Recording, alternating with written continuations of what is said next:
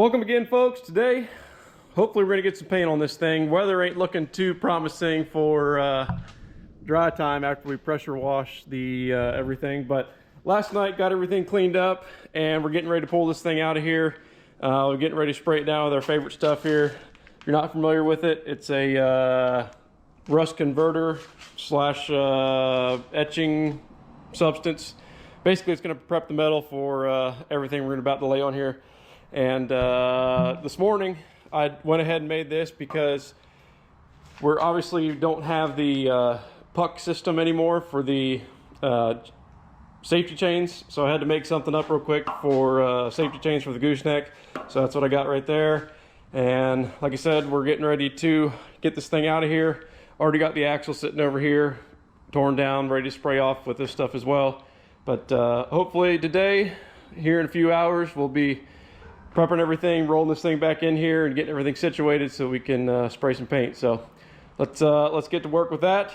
Still got to clean up the bars and all that, drive shaft, a few other miscellaneous things, but we're moving right along.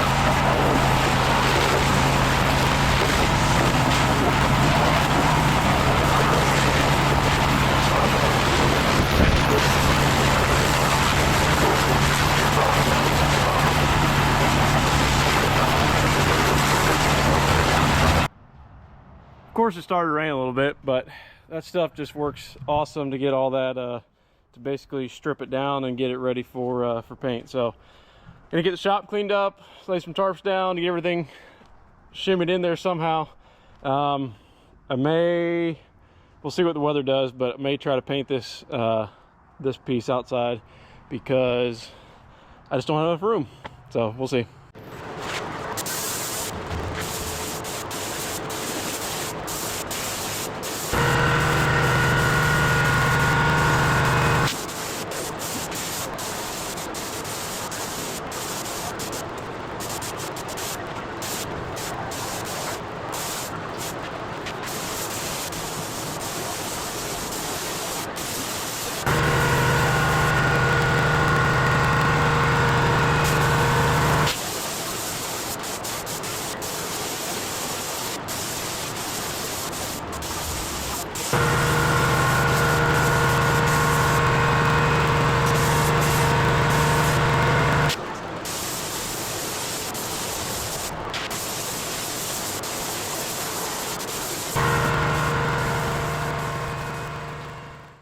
Well, it's been a few days since we got this here painted up. I was going to make it its own separate video, but there wasn't a whole lot going on, so I figured we'll just start doing more work and we'll start putting this thing back together.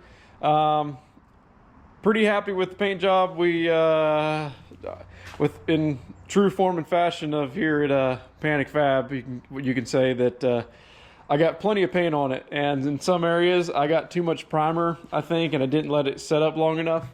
And I'm starting to get some, it's kind of like orange peel. It's not really orange peel, but where I built up too much primer trying to get into these tight areas and whatnot. It just, anyhow, you can see the finish out. Just when I put the top coat on, it kind of wrinkled up. But mainly my fault. Some of this was the gun's fault. I started going here and it just wasn't spraying right. I guess I had a blockage and it was shooting out all, and this is definitely like orange peel. But got that cleaned up, and then yeah, overall I'm pretty happy with it. This is a PPG product. It's a chassis paint, base coat, and it's not a base coat, a primer, and then a top coat. So works really well. We use this on this customer's previous build that you may or may not have seen way back when. So I really like it. It lays on nice, gets into most places as long as I put the gun there. Like it fills in, it kind of distributes out well, especially in cracks and gaps and stuff like that. There's a little bit I missed in there probably, but overall pretty happy with it. So let's start putting this thing back together, and we'll go from there.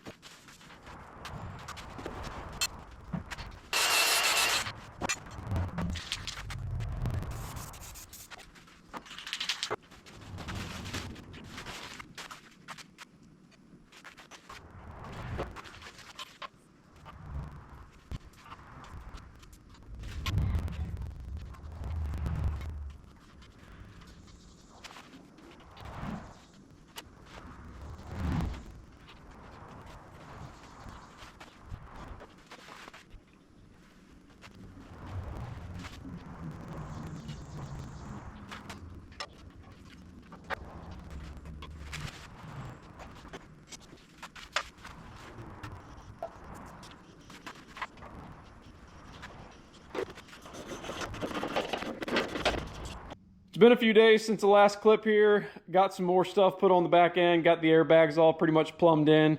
Compressors mounted, tank mounted. I got to add in some more air line for our dump valve. This is the solenoid that I'm going to try to use. And basically it's just a 12 volt on off, but it's got a, I'm not sure what the letters mean per se, but basically there's a relief in here, so that way when you flip it on, it'll dump the bags, and then when you shut it off, it'll release the pressure in here and allow the bags to come back up. But the way I got it is, I explained this in, there's several videos back on the green truck, but you can get a leveling valve with a dump in it. I don't know why. I just choose to do it this way most times, because sometimes I order this and realize, oh, I need a dump valve, and it's just as easy to do that. Again, you can get them with the dump already integrated in the valve, but this is a, if you're, I don't know if you can see that or not, but it's a Haldex. I'm not sure what this is, what brand, but so anyhow, I've been playing, I've been having a heck of time getting the brakes done. That's what's taken so long to get to where we're at. The little, clamp flare tool that I usually use, I was having a heck of a time with it on the factory lines coming out of the truck. So basically I broke down and ordered something way better than that little chintzy tool. So we'll go over this in a second, but got all the lines run. If You can see under here we got our splice made. We got a double, it's actually a barrel, not a barrel, a bubble flare on that, but that's all steel. Like I said, I was having a heck of a time because the factory lines are coated with a, not coated, but lined, I guess, with a plastic. So the tool I had just kept slipping, so I broke down, ordered something, got that all figured out. And this here is just fuel. I just had the wife out here helping me bleed brakes, and she accidentally bumped the key, and that's why there's fuel coming out of there. But although should be good on leaks for the brake lines, but the reason we got them running outside the frame, I got some clamps coming to hold these together better.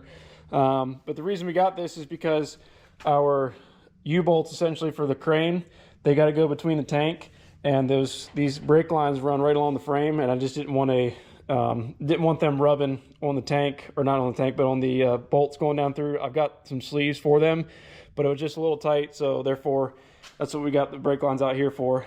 And I'm going to do the same thing with the fuel lines, which is what we're about to do. We're going to cut that off there, and then we got some fittings to convert our steel line, hard lines to AN fittings. We'll go over that in a second, but finally got the brakes figured out. That's what took so long, like I said. But got everything pretty much buttoned up back here. Still got to run power for our compressors, for the dump, for the solenoid I mean, and wire in all the fuse and the relay and the pressure switch.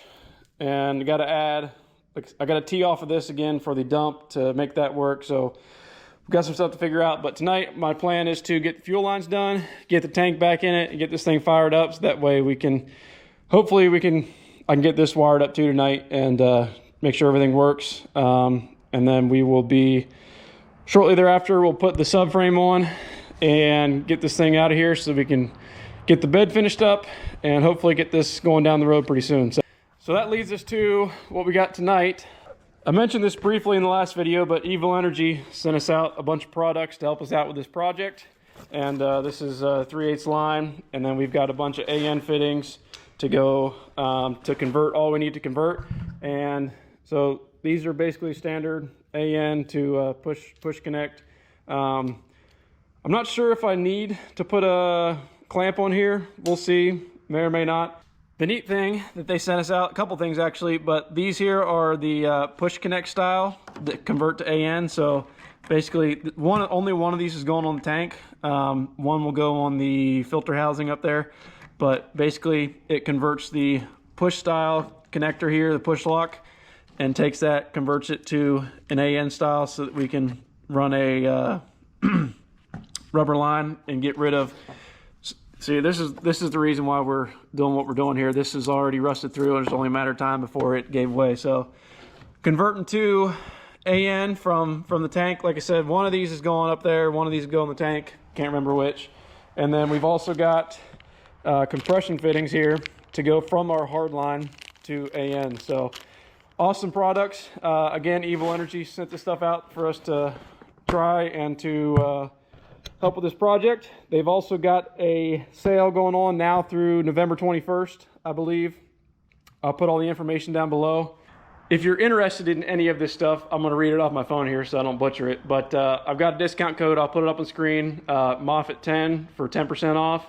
And then, like I said, right now through the 21st, they got a Black Friday sale going on. It's 12% off site-wide. And then they're doing some giveaways. First place, it's the top 3 spenders in the month. First place gets $200 gift card. Second place, $100 gift card. And then randomly selected winners, also third place, $50. Randomly selected winners, $20 gift card, and so on and so forth. So if you need any fuel parts, fuel lines, I've actually used plenty of their stuff in the past before, really like it. So can wholeheartedly recommend it. And if you're in the need for anything like this, like I said, I'll put some stuff up on the screen. Other stuff will be down below in the description. But we're going to get to fitting these compression fittings, cutting our line back, so we're clear of everything that may or may not be going on. And then we'll get this tank cleaned up a little bit, slid up in there, and connect everything else together. So let's get to work. Not my finest hour, but we got to protect it somehow. The fuel lines, obviously, they're too close, you know, where they're at for the compression fittings to go together. But got those on, put a little piece of rubber between them so they don't chafe. I don't want to put anything on here. They're not touching right now, but I got a couple places here. But if I put a bunch of, basically all these nooks and crannies, it's just going to hold moisture. Here, yes, it will, but on these threads more so than not. But like I said, I had to strip back some of the coating that's on these in order to get the flare tool to work. So I just gave everything a healthy dose aerosol, and we should be ready to put the tank in here. So that's what we're going to do next. Yeah.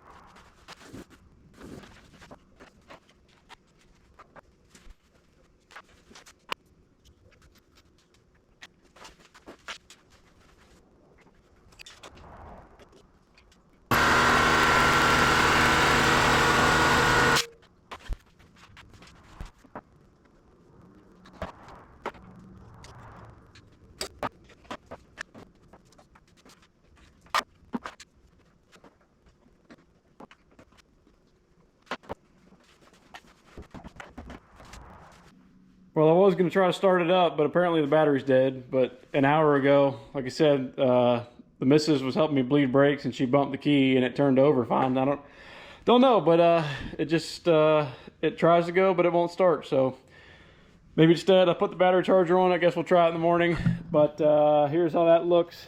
May or may not have cut this one a little too short, but it'll work. But here's the reason. The main reason why we needed the room here is because these here. This is where the all thread goes through to bolt the crane down. Like I said, there's basically no room. It's a tight fit. I'm going to leave the tank loose just in case we need to modify something. But this will protect the threads on the tank from wear and whatnot. But all in all, everything went together well. Again, big thank you to Evil Energy. And this is that fitting there that can, basically it's just a two-piece fitting. Can't really tell, but there's a little slot in the back that goes on, screws into there. I put a little dab of Loctite on it just because I don't know if it has a chance to back out, but nonetheless, we'll try to start in the morning, I guess. But next thing I gotta do is start to figure out the solenoid for the dump and run some power. I hope I have wire. I may not. I thought I did, but I gotta look a little harder, so we'll see. Got the subframe put on this morning. Not a lot to it. We got one bolt here, two through there, two there, one up here on both sides. And got the truck fired up this morning also, so I'm getting ready now to back it out of here so that we can clean the shop up because it's pretty much a disaster in here. But I'm gonna get it backed out so we can clean up. The stuff I ordered to wire this stuff in, I'm not happy with. I must have been sleep deprived or something because I don't even know. The stuff I got is not conducive to what I was thinking. So anyway, ordered a couple more things. They should be here in a day or two. So for now, we're gonna get this out of here, clean up, and then we're gonna start working on the bed. But let me get this truck backed out of here, and then we'll kind of look at it in the sunlight. Already a bit dusty from sitting in the shop there for a few days, but what are you gonna do? It's a work truck. So all in all, looks pretty good. Still waiting on a few things. Again, we got to get some wiring for back here. Not some wiring, but some components to wire that all up. We got to finish mounting this brake line up here. I got some stuff. Probably going to make a couple brackets and drill and tap something to where we can hold the clamps over here and whatnot. But that all looks pretty good. Waiting on some e-brake cables. That's the last little bit we got to do on the truck as far as that goes. But we're going to switch gears now. We're going to get to work on the bed and go from there, so that way we can get that finalized and finished, and then we will see what we're going to do about painting that. I don't know what we're going to do yet with that, but yep, pretty happy with it. So I guess this is where we'll leave it. We'll call it quits here. We'll pick up in the next video working on the bed. So thanks for watching. We'll see you on the next one. Thanks, guys.